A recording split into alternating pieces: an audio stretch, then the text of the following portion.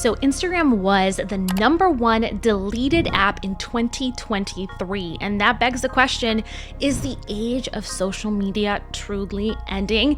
Here are 3 super important things that you need to do in 2024 if you want to actually use content marketing to sell more of what you do coming up.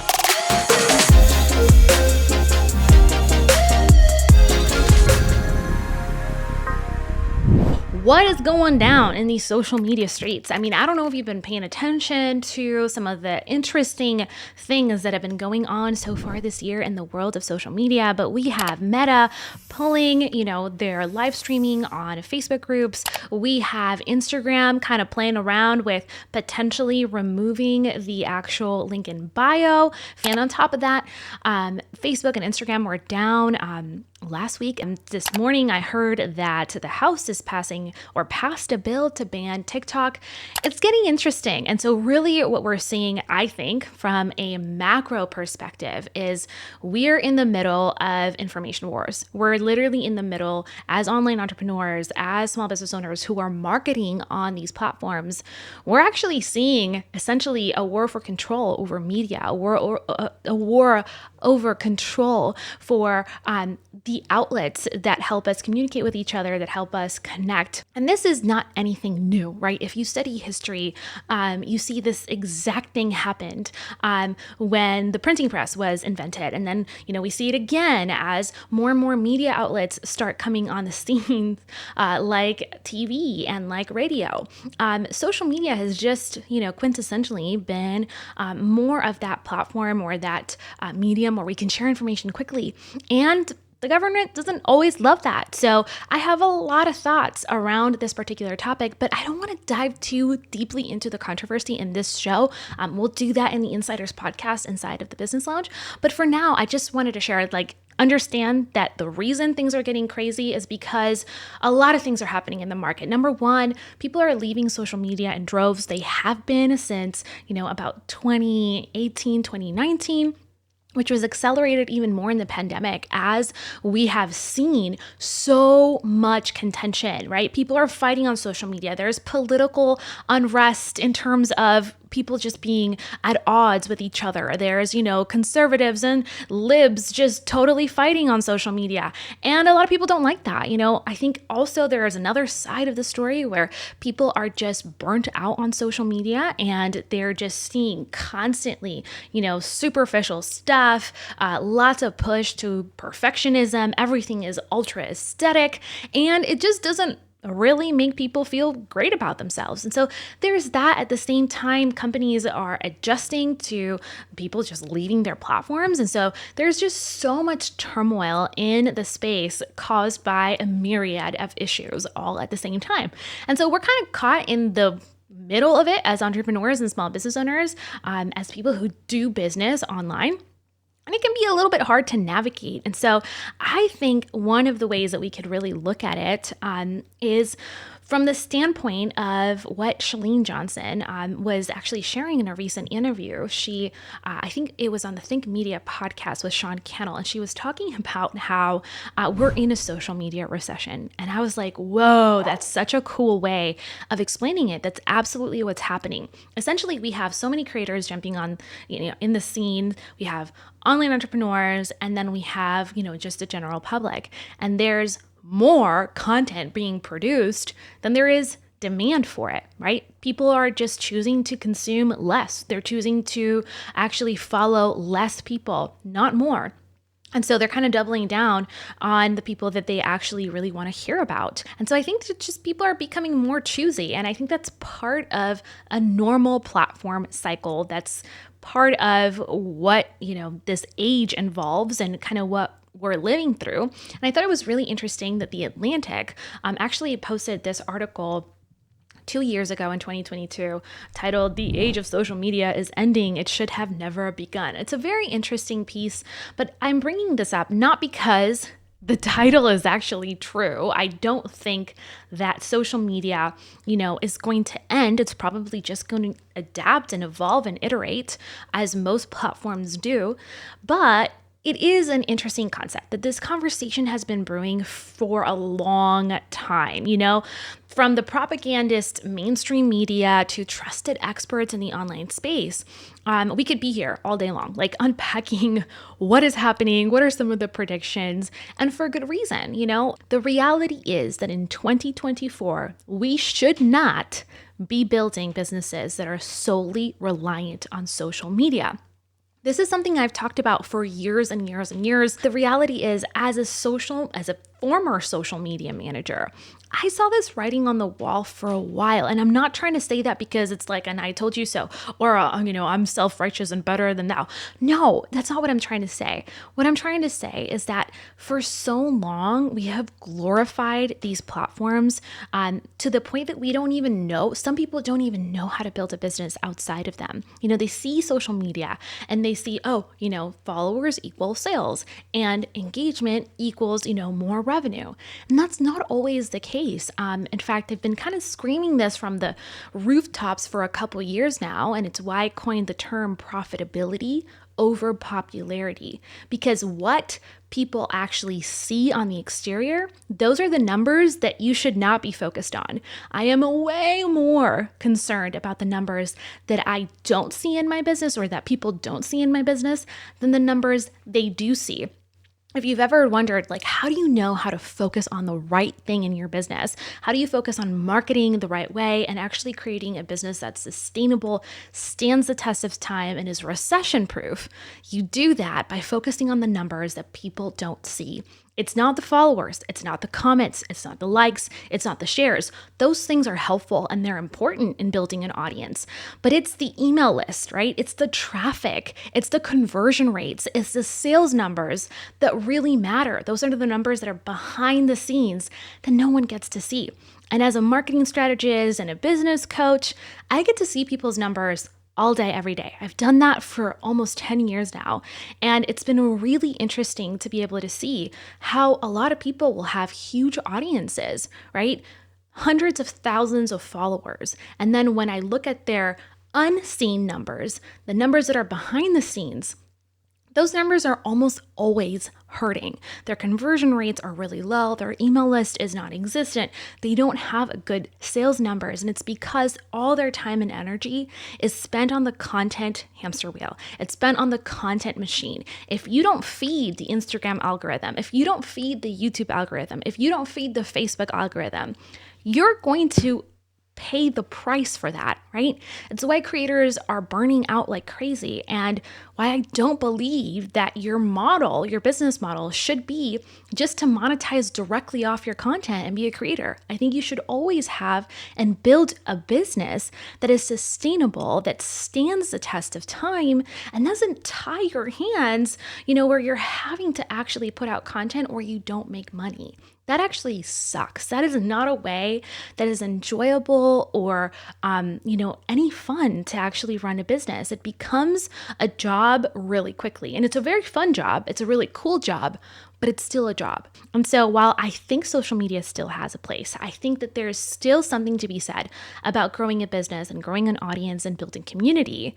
There is no reason why your business should be solely dependent on social media in 2024. There are far better ways of actually setting up your business to where you actually own the relationship with your subscribers, where you have control over the platform that you are building, and where you don't have to worry as much as, did the algorithms change and will I not make money as a result? That is not a place to live in. And so why would you invest so much time and energy making your reels aesthetic and posting so many stories and creating all these messages and broadcasts and trying to pitch people on DMs when you could be putting that same amount of energy in something like long form content, like a podcast or YouTube or a blog, and see an amplified return on your investment? It's like compounding interest, where as your content gets older, it actually ranks higher, it actually performs better, and you start building essentially a traffic machine. You start seeing, more traffic over time instead of less traffic like you have with Instagram. I could post a reel today This is something I figured out early on in my social media career. Thank you, Jesus, because I would just go crazy otherwise. But I could spend a lot of time posting a reel, and that reel has a lifespan of, if I'm lucky, a couple days. Maybe it goes viral and then I get a week out of it. Or I could spend almost the exact amount of time, maybe even less, creating a podcast or a YouTube video or a blog. Optimize that content for search so people are actually discovering me when they're typing in, email marketing tips or Trello productivity, content marketing strategies. And I can actually get traffic over time to those same articles, to the same videos, to the same podcasts. I mean, I'm telling you guys, some of my most popular blog posts, the things that are pushing the business forward, that are adding more people to our email list, that are getting people to click on our sales pages and buy our content, buy our products, not our content, buy our products. They're blogs and videos that I created 7 years ago. 8 years ago, even. One of them on Pinterest, I've had since literally 2013. I mean, it's super old. So it's one of those things that we could keep updated and continue to generate traffic and leads and sales from content we created years ago. So this brings me, I know it's very long, but I wanted to really help you understand why I'm so passionate about this topic and why I think it's going to be huge in 2024. But the first thing that I want you to really focus on is putting your energy and your time and your effort where it'll give you a higher ROI. And for me, for my business, for our clients, for the last 11 years that I've been in business, it really comes down to long form content. Treating your marketing holistically by actually placing strategy in your long form content and then using that long form content, repurposing that long form content on social media. So taking clips from your blog, posting that on social media, taking clips from your YouTube videos, taking snippets or really good points on your blog and turning that into Instagram stories. And there's a million tools that can help you with that. But the reality is that you should be smarter in the way that you create your content. For me, that looks like first, really focusing on creating our podcast or our YouTube videos. That's really our pillar content. And from there, we actually repurpose that into newsletters, into blogs, and even into webinars and presentations. So we really repurpose a lot of our long form content. Then we actually turn that into micro content on social media. And then we redistribute our old micro content. So we're essentially recycling all of our content from the top down. And that's how I teach it inside of Content Calendar System. If you're in that program, you're going to understand this concept really well and exactly how to do that, because it does save you a ridiculous amount of time to create long form content first that you can then turn into 10, 20, 30 micro content pieces for social media. Number 2, I want you to think about investing in growing your email list. I mean, over the past couple of weeks, we have been just talking about cash flow and how to grow a really sustainable, profitable business in the new year, because that's what we're all about around here. We're about strategy, we're about results, we're about making more money and doing so with a lot of integrity. And so if there's one thing that you can focus on with your content, whether it's social media content or your long form content, podcast, blog post, again, or your YouTube videos, it's to turn more of the people that actually consume that content into email subscribers, right? We've talked about the ROI of email marketing and why it's so much higher than any other medium. I mean, we're talking for every dollar that you invest in email marketing, the ROI is $44. I mean, it's absolutely insane. And so there's no other medium that's going to give you that in 2024. And I really want to make sure that you are harnessing the power of email marketing. It doesn't need to be complicated. And if you want to know how to get started with your email marketing, make sure that you check out the link in this below this episode so that you can actually take a look at the episode we published, I think it was 2 weeks ago, all about how to explode your email marketing list faster, how to grow it, how to actually build it. We're even sharing some pro tips from our vault that we normally only share inside of the Business Lounge. So that episode with Chris is fantastic. Highly recommend it. Now, the third thing that I want you to really focus on in your strategy this year is to build selling systems off of your content. Okay, so really create content that gets people excited about buying from you, right? Turning content into customers. We have an entire workshop just on how to do that. But essentially, it's a selling system. How do you actually build up content that people want to consume, that they're excited to consume, and that positions your services, your products, your programs intentionally? And that all starts with actually knowing your numbers. It starts with setting up really strong lead magnets. It starts with understanding what a funnel even is and how to create one strategically. When you start pulling the pieces together in your business that turn evergreen customers, day in and day out, it actually helps you to scale out. And I will give you this one small anecdote. Literally yesterday, I was scrolling through Instagram, and of course, as one does, and I stumbled on a business coach, and she's focused on Instagram. It's like her expertise. And she was sharing some of the stats in her business. Now, this woman is amazing. She has incredible reels. It obviously takes her a lot of time to do, or at least it looks beautifully produced. So it's a lot of intention and time and effort into it. But what I thought was really interesting was that she was actually, bragging. It wasn't bragging. It was a humble flex, right? She had 120,000 Instagram followers, and she was promoting her signature course. And in the copy, in her caption, she was sharing how 200 people had already gone through the program. And I think a lot of people might think that's a lot, but that's actually not a lot at all. In fact, the program was $200, right? So she has, let me see here. I'm going to do the math live for you. $200 times 200 people. So I should have been able to do that math in my head. $40,000. Okay, so $40,000. Just for perspective, right? This is not me trying to humble flex too, but I just want you to see the difference here. We have about 10,000 Instagram followers, and for a million reasons that I won't go into, that account is pretty much dead because of all the truth censorable stuff I have said on that platform. Anyway, the point is 10,000 Instagram followers. We just crossed our 33,000 customer mark. Okay, so just so you understand the numbers, 120,000 Instagram followers, 200 sales, signature product. Okay, so you're doing the math and you're thinking like I was thinking long term, this is like probably her main income stream. She might be doing promos and brand deals and all that good stuff, right? But it just shows you that you don't always know what's behind the scenes.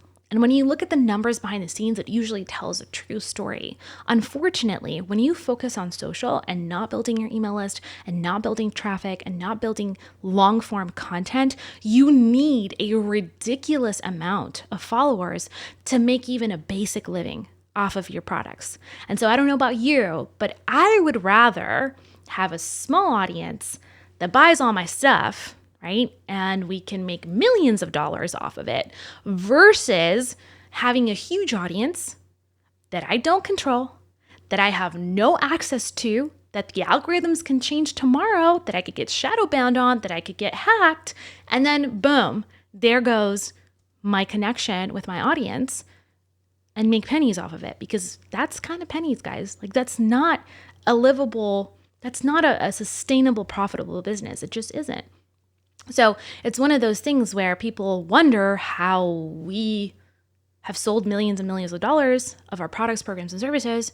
And we've done that because we focus on the right things, because we have an email list of 50,000 people. And overall, we've added over like 120,000 people to that list over the past 10 years. Yeah, it's been, almost 11 years.